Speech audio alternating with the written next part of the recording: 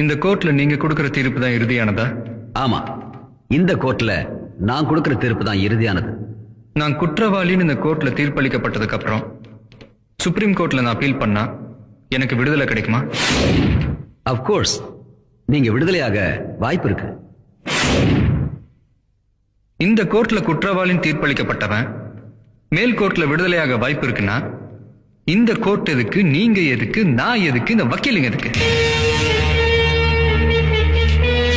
வழக்கு ஒண்ணு தீர்ப்பு ரெண்டா? அப்படி ரெண்டு தீர்ப்பு வருதுன்னா சட்டத்திலயோ நீதித்துறையிலயோ ஏதோ தப்பு இருக்குன்னு தானே அர்த்தம். ஹை கோர்ட் சென்னையில, சுப்ரீம் கோர்ட் டெல்லியில. பணம் இருக்கிறவன் எங்க வேணாலும் போய் வாதாடி ஜெயிக்க முடியும். ஏழைங்களால முடியுமா யாரான? ஒரு கேஸ ஒரு கோர்ட்ல ஒரு முறைக்கு 100 முறை வேணாலும் விசாரிங்க. ஆனா தீர்ப்பு ஒன்னா தான் இருக்கணும். குற்றங்கள் திருத்தப்படணுமே தவிர தீர்ப்புகள் திருத்தப்படக்கூடாது யாரானர். சூப்பர் தலைவா.